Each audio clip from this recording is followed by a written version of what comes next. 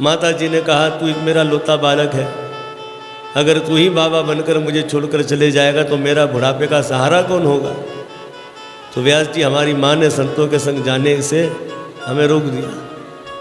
संतों ने कहा, देखो बेटा, जो काम तुम वन में रहकर करोगे वही काम तुम घर में रहकर करो।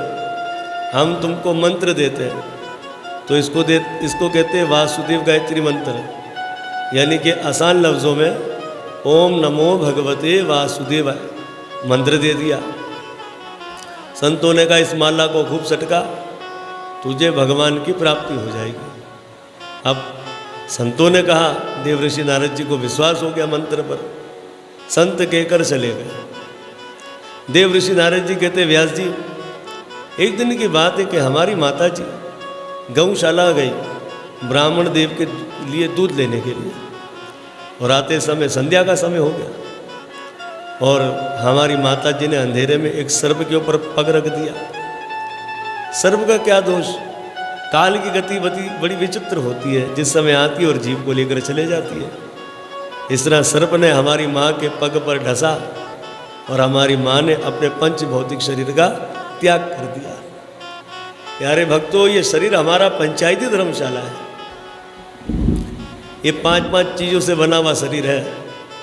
5 ज्ञान इंद्रियाँ तो 5 कर्म इंद्रियाँ तो 5 महाभूत तो 5 तन्मात्राएं, ये धर्मशाला है। और धर्मशाला पर लिखा होता है कि 3 दिन से अधिक आप यहाँ पर नहीं ठहर सकते। इसी तरह से हमारा ये शरीर भी एक धर्मशाला है, और हम इस शरीर में ज़्यादा नहीं ठहर सकते हैं। ये शरीर हमें कार्य के लिए मिला है, कार्य करो, उसके बाद आपको इस शरीर को छोड़ना पड़ेगा। ये किराए का मकान है, तो क्या कोई किराए के मकान पर खूब मार्बल आदि लगा देगा? नहीं लगाएगा। क्यों? अरे साहब, अपना घर थोड़ी है, क्यों इसको इतना खर्चा करे इस घर के अंदर, हमको तो छोड़ना पड़ेगा, या किराएदार हमको निकाल देगा। इस तरह से साहब, शरीर भी किराए का है, ये प्रकृति ने आपको किराए पे दिया है, इसका उपयोग करो और इसे छोड़ो, तो छोड़ना पड़ेगा इस शरीर को।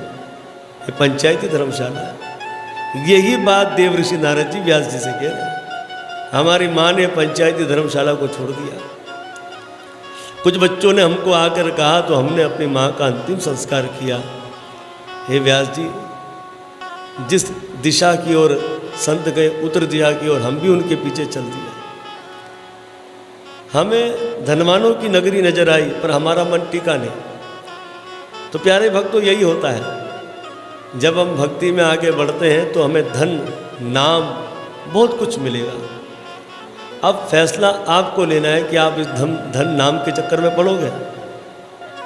इसी तरह से देवऋषि नारद जी को धनवानों की नगरी मिली, पर मन टीका नहीं, आगे बढ़ गए। फिर भयंकर जंगल दिखलाई दिया, शेर भालू दिखलाई दिए। यही दशा हमारी है। जब हम नाम बड़ाई आदि को पार कर कर चले जाते हैं, फिर हमको भयंकर लोग नजर आते हैं, जो हमें कोसते रहेंगे और हमारी मजाक उड़ाते रहेंगे और हमें कष्ट पहुंचाते रहेंगे। ये लोग आपको मिलेंगे। तो यही वो भयंकर जंगल और ये भयंकर पशु आदि जो है, वो नजर आए देवऋषि नारद जी को। और देवऋषि नारद जी भयभीत नहीं हुए। क्यों भयभीत नहीं हुए? क्योंकि देवऋषि नारद जी भगवान के भरोसे जाते हैं, और जो भक्त भगवान के भरोसे जाता है उसका कभी भी अमंगल नहीं होता, और जो अपना भरोसे जाएगा उसका अमंगल हो जाएगा। आप रामायण में देखें, जब हनुमान जी को रामचंद्र प्रभु ने अपनी अंगूठी देकर भेजा था, तो हनुमान जी के संग कोई संकट नहीं आया। क्यों? हनुमान जी किसके बल पर जा रहे थे? हनुमान जी प्रभु रामचंद्र जी के बल पर जा रहे थे। इसलिए जो भगवान के बल पर जाता है उसके साथ कोई संकट नहीं आता। और हुआ ये कि यही कार्य के लिए जब राम जी ने भेजा कि जब लक्ष्मण को शक्ति लगी और संजीवनी बूटी लेकर आओ, तो उस समय हनुमंत लाल जी अपने बल पर गए थे। अरे कितने लोग हैं, हमको ही बोला प्रभु ने, तो अपने बल पर गए। और जब हनुमान जी अपने बल पर गए तो धोखा हो गया। तो हमें ये शिक्षा लेनी है। जब राम के बल पर गए हनुमान जी को थकान नहीं हुई, और अपने बल पर गए थकान हो गई, प्यास लग गई, भूख लग गई। तो इस प्रकार से देव ऋषि नारद जी कहते हम तो ईश्वर के बल पर जा रहे थे, वो भयंकर जंगल से हम भयभीत नहीं हुए। अब जब भयंकर जंगल को पार कर कर आगे गए तो उस समय हमें बड़ा दिव्य वन दिखलाई दिया। सुंदर नदी की धारा बह रही है, पीपल का वृक्ष। हमने कहा यही मन लगा दे भगवान को बैठ कर। तो वहीं हम बैठ गए और जो मंत्र दिया गुरुजनों ने, ओम नमो भगवते वासुदेवाय, उसका देव ऋषि नारद जी खूब जप करने लगे। जब करते करते करते देव ऋषि नारद जी को भगवान की झांकी का दर्शन हुआ। माथे पर मुकुट, कानों में कुंडल, पीताम्बरधारी, मद मद मुस्कान में भगवान ने अपना दर्शन दिया। भगवान है करके नहीं हंसते, मद मद मुस्कान में भगवान ने देव ऋषि नारद जी को दर्शन दिया। अब देव ऋषि नारद जी बोलते दर्शन बना रहे, पर ऐसा हुआ नहीं। क्या हुआ? तो वो दर्शन अंतर ध्यान हो गया। अब तो देव ऋषि नारद जी अपने आप को कोसने लगे, प्रभु आप कहाँ चले गए? उस समय आकाशवाणी के नारद, तुम्हारे अंदर कुछ राग दोष है, इसलिए तुम्हें इस जन्म में मेरा दर्शन नहीं मिलेगा, अगले जन्म में मिलेगा। तो देव ऋषि नारद जी ने भी आकाशवाणी को कह दिया कि जब मुझ में इतने राग दोष हैं तो मुझे अपना दर्शन क्यों दिया? उस समय आकाशवाणी ने कहा देखो, मंत्र मेरे भक्तों ने दिया, अगर तुम्हें मंत्र का चमत्कार नहीं दिखता, मेरा दर्शन नहीं होता, तो तुम कहते संत भी झूठे और मंत्र भी झूठा। इसलिए संत और मंत्र दोनों को सच्चा बताने के लिए हे नारद ऋषि, हमने तुम्हें अपना दर्शन दे दिया। इस तरह से देव ऋषि नारद जी दिन रात यही प्रार्थना करते थे कि मेरा शरीर कब छूटे और मैं कब भगवान से मिलूं। पर हम कहते कि हम नहीं मरे, और देव ऋषि नारद जी कहते मैं कब मरूं। देव ऋषि नारद जी कहते व्यास जी, जब भगवान संसार को समेट रहे थे उस समय ब्रह्मा जी को भी योग निद्रा आ गई और मैं ब्रह्मा जी में समा गया। मैं ब्रह्मा जी में समा गया, ब्रह्मा जी भगवान में समा गया।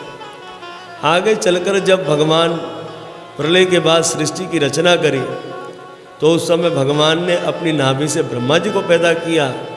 हे व्यास जी, गोद से मेरा जन्म हुआ। मैं एक दिन भगवान के वैकुंठ धाम में गया और वहाँ भगवान का कीर्तन करने लगा। उस समय देवी लक्ष्मी जी के पास एक दिव्य वीणा थी। हमने भगवान से कहा कि प्रभु हमें वीणा दीजिए। अब भजन तो आपका करते ही है, अगर ये साज मिल जाए तो सुर से सुर मिलाकर आपका भजन करेंगे। तो भगवान ने कहा ले लीजिए। तो इस तरह से देव ऋषि नारद जी वो दिव्य वीणा को लेकर आ गए। लिंग पुराण के अनुसार भगवान कृष्ण ने देव ऋषि नारद जी को वीणा दी थी, पर हमारे पूज्य व्यास गुरु श्री पराशर महाराज जी इस कथा को बड़ी रसमयी कहते हैं। वे कहते हैं कि जिस समय लक्ष्मी जी के पास पड़ी वीणा, जो साक्षात लक्ष्मी जी की वीणा थी, भगवान ने देव ऋषि नारद जी को दे दी। देव ऋषि नारद जी वीणा को लेकर चले गए और लक्ष्मी जी आंखें फाड़ फाड़ कर भगवान को देख रही थी। अब भगवान ने कहा क्या हुआ? लक्ष्मी जी ने कहा वाह रे वाह प्रभु, आपने हमारी इतनी कीमती वीणा देव ऋषि नारद जी को दे दी। अरे भगवान ने कहा धन्यवाद मेरे भक्त का, वीणा मांगी तुम्हें नहीं मांगा, अगर तुम्हें मांगता तो मैं तो तुम्हें भी दे देता, क्योंकि भक्त पराधीन है भगवान। अब हमें शिक्षा लेनी चाहिए इस कथा से भी। देखो, रावण लक्ष्मी का भोग करना चाहता था, सीता जी का, और सीता जी को चुरा के लेकर चला गया। इसलिए भगवान ने कुटुंब सहित मार दिया। पर भगवान अपने प्रेम से, अपनी मर्जी से भक्त को लक्ष्मी दे देते हैं, तब भक्त का कभी पतंग नहीं होता। एक कथा आती है आनंद रामायण में। राजा पद्माक्ष के राज्य में सब लोग लक्ष्मी लक्ष्मी लक्ष्मी करते थे। राजा को ये बात ठीक नहीं लगी। उस समय राजा पद्माक्ष ने एक संकल्प लिया कि मैं लक्ष्मी को अपनी कन्या बनाऊंगा। उस समय उन्होंने जब लक्ष्मी जी की तपस्या करी, लक्ष्मी जी ने कहा हे राजन, मैं आप पर प्रसन्न हूँ, पर मैं विष्णु के अधीन हूँ। विष्णु जी जैसा कहेंगे मैं आपके पास आ जाऊंगी। तो उस समय लक्ष्मी जी की कृपा से राजा पद्माक्ष ने भगवान नारायण का भजन किया और भगवान नारायण से प्रार्थना करी कि प्रभु मुझे कन्या के रूप में, बेटी के रूप में लक्ष्मी चाहिए। तब भगवान ने उन्हें आशीर्वाद दिया और वही भगवान की कृपा से माता लक्ष्मी पद्मा वेदवती के रूप में उनकी कन्या बनी। तो भगवान कृपा कर कर भक्त को अपनी शक्ति दे दे तब भक्त का कभी पतन नहीं होता हैगा, लेकिन अगर हम लक्ष्मी का भोग करना चाहेंगे तो हमारा नाश हो जाएगा। इस तरह से भगवान ने ही वो दिव्य वीणा देव ऋषि नारद जी को दे दी। देव ऋषि नारद जी कहते हैं, व्यास जी भगवत कृपा और भगवान के भक्तों की संगति से मैं दासी पुत्र आज भगवान का आवेश अवतार कहा जाता हूँ। इसलिए व्यास जी तुम भी ऐसे ग्रंथ की रचना करो जिसमें भक्त और भगवान का चरित्र हो, अन्य और कोई बातें ना हो।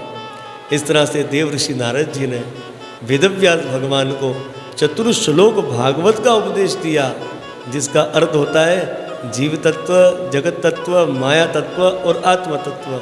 चतुर्श्लोक भागवत का उपदेश देकर देव ऋषि नारद जी चले गए। इतनी कथा सुनकर शौनक जी ने सूत जी महाराज जी से कहा, बोले भगवान अपने गुरुदेव देव ऋषि नारद जी के जाने के बाद व्यास जी ने क्या किया?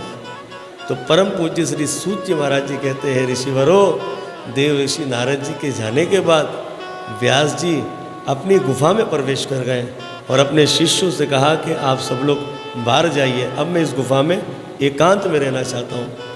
व्यास जी गुफा में चले गए, एकांत में ध्यान किया। तो सबसे पहले भगवान वेदव्यास जी को भगवान का दर्शन हुआ। माथे पर मुकुट, कानों में कुंडल, फिर बाजूबंद पहने हुए, पीताम्बरधारी, दिव्य माला धारण किए हुए, मद मद मुस्कान के अंदर भगवान ने दर्शन दिया। अब जब व्यास जी और भगवान का दर्शन करने जा रहे थे तो भगवान का दर्शन अंतर ध्यान हो गया और भगवान की माया का दर्शन होने लगा। कैसी माया भगवान की के संसार नरक में गिर रहा है, लोग कष्ट भोग रहे, जीवन का समाधान किसी के पास नहीं है। जब ये देखा जीवों को कष्टों में तो व्यास जी की समाधि खुल गई और व्यास जी समझ गए कि अब हमें क्या करना चाहिए। तो भगवान वेदव्यास जी ने 4 श्लोकों को 18,000 श्लोकों में बांट दिया और व्यास जी ने ग्रंथ का नाम रखा श्रीमद् भागवतम महापुराण। अब भागवत की उत्पत्ति हो गई, इसका प्रचार कौन करे? तो व्यास जी ने कहा इसका प्रचार करने के लिए एक तो युवक होना चाहिए, और युवक भी कैसा? जिसमें पूर्ण वैराग्य हो। ये सारे गुण मेरे बेटे सुखदेव जी में है, पर वो तो निर्गुण निर्विशेष निराकार के चक्कर में किसी गिरी गुफा के अंदर पड़ा होगा। उस समय श्री वेदव्यास भगवान अपने शिष्यों को 2 श्लोक पढ़ाते हैं। एक श्लोक भगवान की सुंदरता के विषय में और दूसरा श्लोक भगवान के स्वभाव के विषय में। भगवान वेदव्यास जी के शिष्य श्लोक गा रहे हैं। श्रीधाम वृंदावन है, भगवान कृष्ण गैया चला रहे हैं, भगवान श्री कृष्ण के घुंघराले बाल हैं, कमल की पंखड़ी की तरह उनके नेत्र हैं, नाक है, होठ है और इतने सुंदर है कि कामदेव को भगवान मोहित कर दे। जिस समय सुखदेव गोस्वामी जी ने भगवान की सुंदरता के विषय में सुना, सुखदेव जी की समाधि खुल गई। फिर सोचने लगे कुछ लोग सुंदर बहुत अच्छे होते हैं पर स्वभाव अच्छा नहीं होता। जब ये विचार आया तो उस समय भगवान वेदव्यास जी के शिष्यों ने दूसरा श्लोक गा दिया। वो श्लोक था भगवान के स्वभाव के विषय में। अहो बकी हम स्तनकालकूटम जिगाम सयापा यदत्वसाधि लेभे घति धात्रचिताम ततोन्यम कमवा दयालु शरणम ब्रजे हम।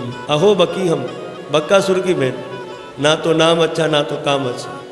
नाम पूतना मतलब बच्चों को मारना।